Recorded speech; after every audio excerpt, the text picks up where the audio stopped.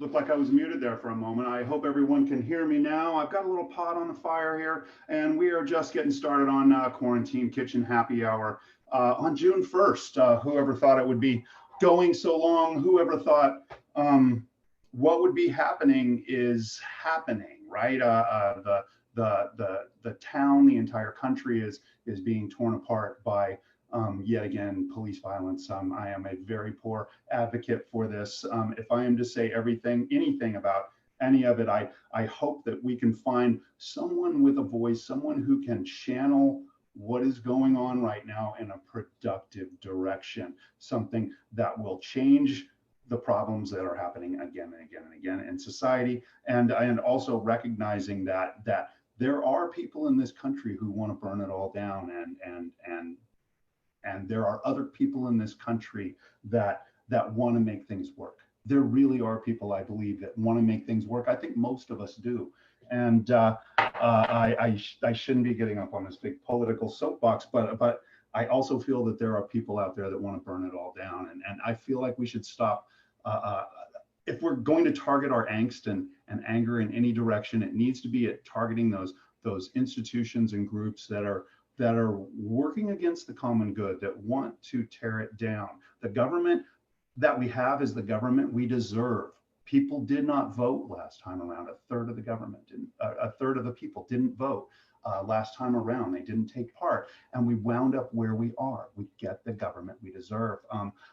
We have to be on point this time. We can't. We have to pick a side. Those people that say that both sides are the same have not been paying attention. Only one side denies science. Only one side continually works against equal rights and equal expression for all people and equal opportunity. And there is one side that is consistently at least trying. They may not be perfect, but they are at least trying. Okay. Again, my hope for all of us. Let me turn down my pot here. We're going to get cooking here pretty soon, guys, but I just feel I have to say something. Where I live, I can hear it at night, and I am in a place of privilege. I know I'm safe inside my own home for now. Hey, it may not be that way forever if some people seem to get their way. It seems that we have been effectively divided in this country, right? That's always the old game, isn't it? Divide and conquer. And look outside, we have been very effectively divided right down the middle. And then there's the group of people who can't be bothered to take part by even casting a ballot, and it just tears me apart. Okay, guys.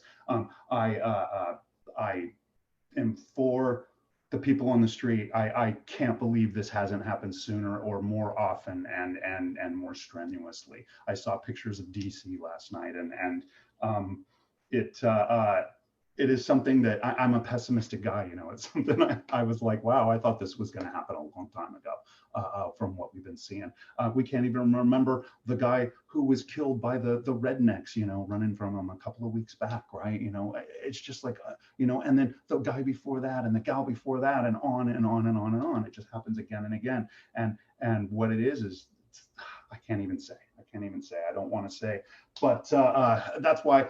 The rest of the show, guys, I got to snap out of this, okay? It's just that I hear it down the street. I hear it at night. I walk the streets in the mornings. I have property right in the middle of it, and so far, I haven't been hit down there or anything. If I do, hey, it is what it is. I'll move on. I'll move past it. But change needs to happen. People are in the streets, and people pretend like only one side gets to get upset, and we see it again and again, and people are finally out in the streets. We've seen it before through history, and we'll see it again, I'm sure. But please direct anything towards the proper enemy or whatever it is that you see. That don't direct it at independent businesses. That's the reason I wanted to talk about this, guys. I was walking in town and I see little mini marts owned by citizens. They're just citizens trying to make a buy. They aren't out there voting against you or anything like that, right? They're with you all the way, and we're smashing their windows and we are spray painting everything. I saw bunches and bunches of people out today cleaning it up. I approve of that. There was a lot of damage and everything, but I hope maybe a little of that graffiti does remain behind as a reminder of like what happens when you know, people, a group of people see this again and again and again. It's only going to go on for so long before they flip out. You see so many memes about, you know, Kaepernick was taking a knee and that wasn't enough, right? You know, it wasn't, they weren't protesting right then. They had a big problem about it. Again, there's only one side that has a problem with this, and we need to direct our energies towards voting that other side out, who keeps voting to keep people down in this manner. I hope people see that. Anyway, let's cook, guys, okay? I may just cut that whole thing out for the YouTube version, but, you know, here we are, Facebook Live, and we're in the middle of COVID. We've got, you know, the city burning in the middle of it all, and God knows what's going to happen. I'm going to continue with being a ray of sunshine in the middle of all of this, guys. We got to get our heads out of it for a little while, and food is the ultimate way to bring people together around the table, right? And so I also believe it is a survival skill to know how to cook food. So that is what we are going to talk about today. Today, I'm going to be talking about poaching. I went by Sacramento's favorite fish company, Sunfish. Everyone talks about it. Ask any chef in town where to get fresh fish, and Sunfish is who they're going to be talking about, right? Sunfish doesn't just sell to the general public. They're also selling to all those restaurants as well. So everybody knows these guys. I went over there and got a few different pieces of fish to work with, because fish is kind of the ideal thing to demonstrate poaching with. And I'm not going to get into poaching eggs. That'll be a whole other class when we do a little bit more egg cookery down the line. So let me do a little cheers to you all, and we will get this party started. I need to cough a little bit. Excuse me. So let's talk about what we're going to do. The first thing we're going to do is I need to get a couple of things going. Okay, so I'm going to cook a few things in the beginning, and then we're going to start talking about poaching. So what you're going to see is something called a court bouillon, or short broth. Okay, and I'm just going to put that on the fire. We're going to use that to poach things off later on. It's a flavorful cooking liquid, and that's all we'll say about that for now. So I got to start this short broth, and then excuse me again, pardon me. Okay, I'm also going to make a little spring onion pesto, and I want to kind of show you a trick of blanching and shocking. I've done it before in another class, where when I'm making my pestos, a lot of time I want to blanch them in boiling water, and it really brightens up the colors. You know how green beans and things like that will brighten up when we blanch them. I'll do the same thing with herbs. Excuse me. Let me get a little water. It's a little dry back there. Going back to the pesto, sorry.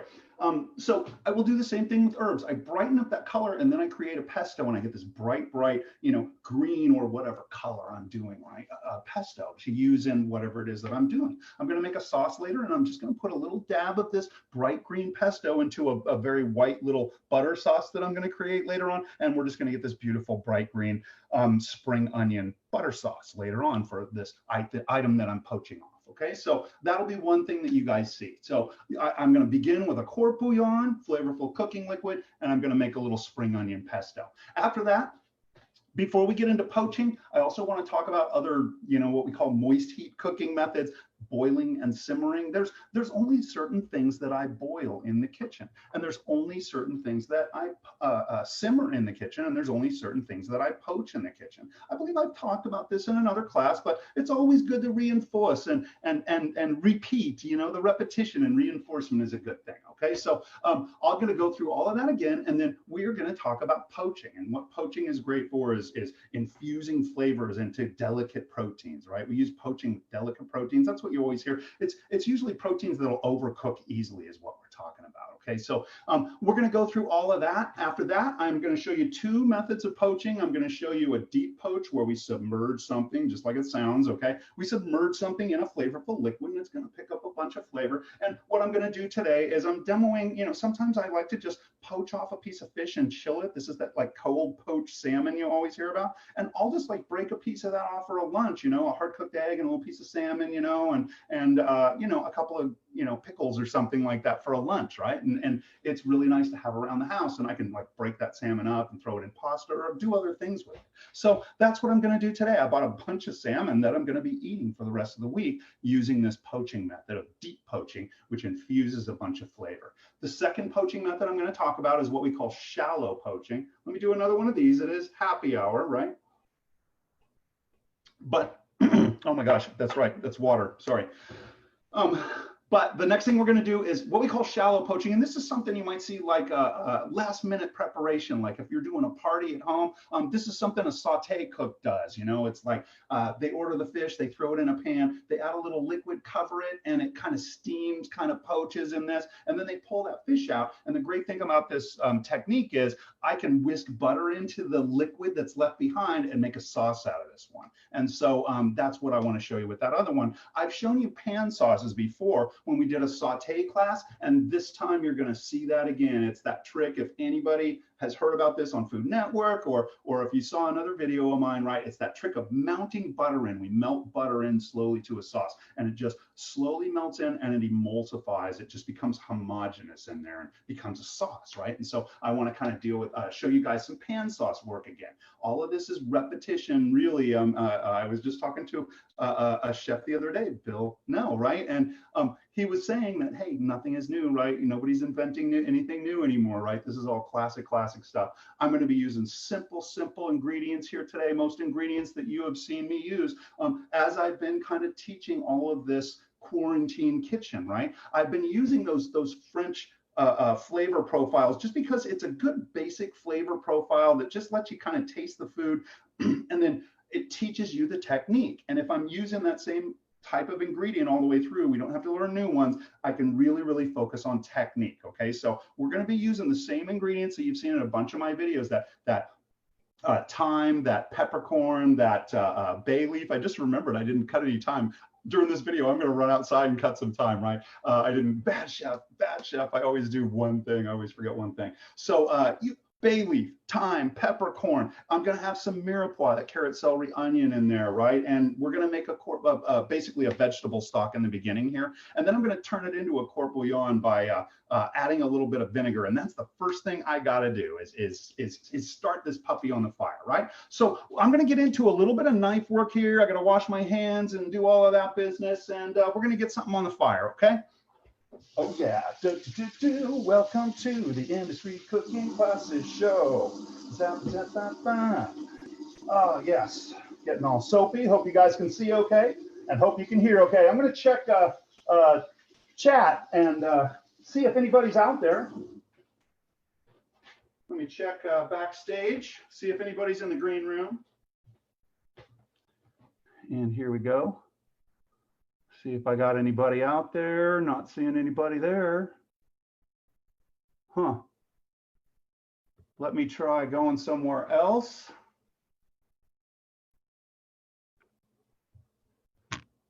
Sorry, folks. Band keeps playing. Industry Cooking Classes Show. I'm going over to groups. See where I am. And come on. There I am. There's some comments right there. Laura Lee, good to see you. Awesome. Let's see. Williams poached salmon at Cafe Roll. Would love to learn technique. Hey, that's a French restaurant. Now, I don't know this gentleman, but I do know the place that you're talking about over there. It was right across the street from Sellens in East Sac, right? Cafe Roll, he's a very French guy, so I understand this might be similar, maybe not. I'm not sure. You know, it's always hard to duplicate something when you've never seen it before, right? And so anyway, let's see, Laura Lee. I don't see anybody else, just two people. I see Allison kind of showing up there. Good to see you, young lady. Allison, you've been to almost every darn class I've ever done. I don't know if I've ever done poaching in front of you. So let's do this thing. Let me get back on the right screen over here. And we're going to get this party rolling again. Let me do another one of these. It is hot, these summertime days. Okay, so let me get on the board here. Get my cable out of the way.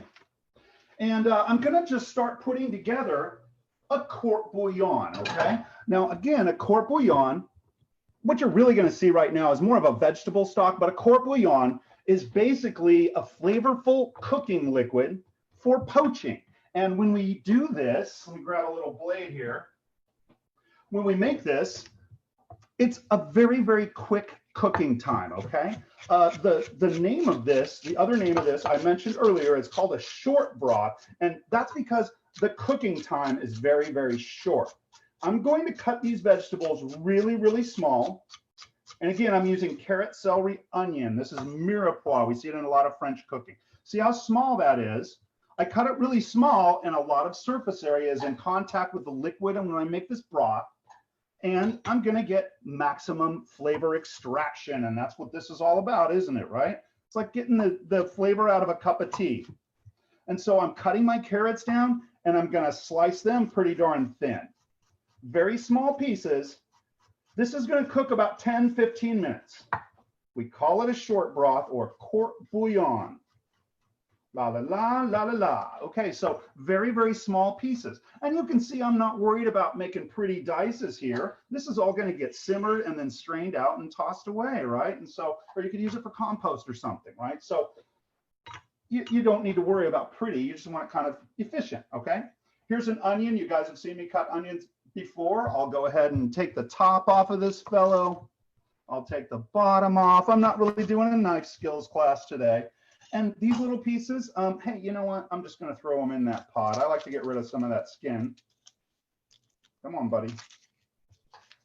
And there we go. La, la, la. All right.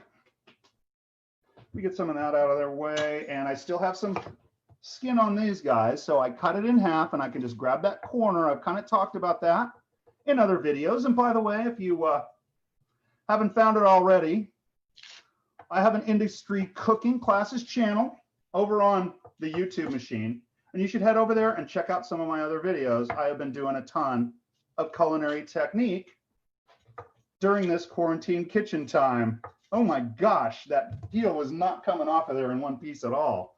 I'm just going to take off one big piece, and we'll do it that way, guys. I'll throw that in the stock pot. My goodness, it was hard to chip away at that peel. That was ugly. Well, I'm getting a little bit of a glare there. I'm going to try and adjust my camera here, or my light. Let's try that. I think that looks a little bit better there. Sorry, guys. All right, so again, I'm going to cut really small pieces here so I can get maximum extraction, if that's a word, which it totally is. Maximum extraction. And I'm cutting them up. When the onion starts getting small, I push it over and start cutting the other end. And then I'm just making a really small little claw with my fingers there on the other side. When I start getting down to the nub, everything is dinky, tiny, small, whatever you want to call. I'm going to be running outside to get some time here in a second, guys. Let me throw a few more things in there, the other classics. So right now I have mirepoix in there, by the way, celery, carrot, onion, and you saw me toss in a few little scrappy scraps in there too, okay? That's absolutely allowed. Let's see, I'm going to throw in a bay leaf. They're in my little jar here. And with these bay leaves, I got some cheap ones, and they're kind of bay leaf dust. So this is where I can get rid of my bay leaf dust. All of that little funky stuff, the little pieces, because this is all going to get strained out. Don't use too much. But yeah, that's what you get when you get, I had to buy some kind of cheapies. And there they go. There's a little extra piece. Throw it on in. I think I'm done with bay leaf for now and rinsing off. And I am going for the next few items. I need a little bit of peppercorn and a little bit of, I'm actually going to add some coriander to the mix today. So here's my pepper. And I just kind of have a pepper grinder. It has a little door in it. And I just open that little door. And I have my pepper right there. And I don't need to grind it for this. I'm just going to throw it in whole. There's a few white peppercorns blended in with that. And I'm just kind of cruising along. Again, it's mirepoix so far, bay leaf, and peppercorn. And I mentioned I was going to add a little bit of coriander seed. And if you don't remember, we talked about coriander being the cilantro seed. So a little bit of that in the background. I like that. It's just a background thing. It's kind of toasty, nutty. I did not toast these off. And let's see, I was going to put in a clove of garlic, carrot, celery, onion, peppercorn, coriander, bay leaf, garlic. Three garlics, 2 even. That's a lot. That's about the only garlic I'm going to use today. And I'm just going to get this cleaned up. And again, this is just busy work that I have to do before the class even starts. Let me get rid of most of this stuff. And there's just a little bit of peel on one of those garlics. This guy right here, and I roll it in my hand, and that peel just comes right off. And that's if I just need a few little pieces, okay? I'm just going to slice these up and smash them up and all of that good stuff. So there's a slice and a smash. I kind of smash with the side of my blade. This is very common. You've probably seen it on Food Network. I'll do a knife skills class one of these days. And that's probably good to, I'll go through it again with my knife. And that's probably good to throw into my pot. Again, I want lots of surface area so I can get a lot of extraction into that liquid that it's going to all cook in here in just a minute. Let me rinse up. That garlic's a little bit sticky. I'm going to go through all of these ingredients again, okay? What I want you to do is kind of take a look at that pot. Stare into the pot. I'm going to go get a few sprigs of thyme. My apologies. It's right outside. La, la, la, la, la.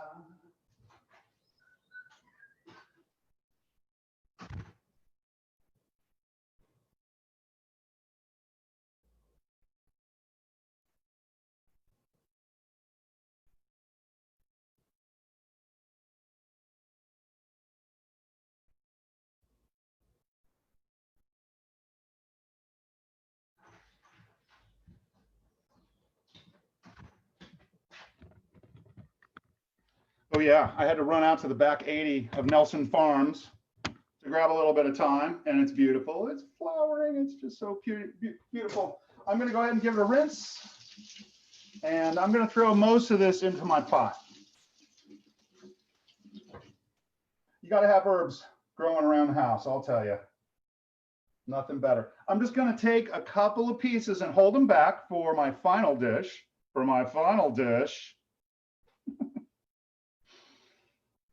Let's see. It's got to find just the right one. Yes. Isn't that just the perfect one?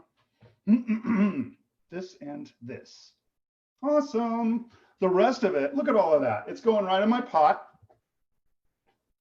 And gosh, that's just about everything that I'm going to be throwing into this court bouillon for now, okay? I mentioned salt, and a very, very important ingredient in a court bouillon is acid, because acids help denature proteins or coagulate them or tighten them up, however you want to say it, right? And so we add a little acid into this. Not only does it give it a little nice tang and everything, think about a nice fatty piece of salmon, right, with a nice tang to it to break up the fat. It's a beautiful thing. But that acid also kind of helps coagulate those proteins a little bit, tighten them up, and helps that cooking process, so we don't have to use heat to cook it for so long, and it'll retain its moisture a little bit better, okay? So acid is always present in these court bouillons. The thing is, I don't want to put acid in right now. If I put acid in right now, acids are volatile and they tend to evaporate away, so I tend to work my acid in a little bit later. My acid is today, I'm going to use a little white wine, and I'm also just going to use some distilled vinegar. This is the hard stuff, okay? Distilled white vinegar, just to give it some tang. I want a real big hit of acidity here. So right now, very important, I'm adding cold water here. You don't want to ever cook with hot water out of the hot water tap. We are always cooking with cold water, and I'm watching it. I don't want it to go too high.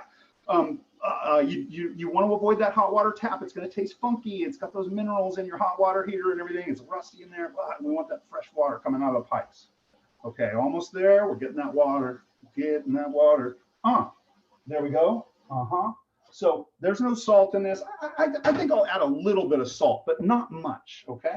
The reason is I'm going to use some of this for one thing and some of it for another, okay? And so for now, I'm leaving out all of my salt. Otherwise, I'd be dumping a bunch of salt. Going back to this court bouillon, I got water in there. Now I'm just going to bring it up to the boil. So it's cranked right now on 11, and it's coming on up.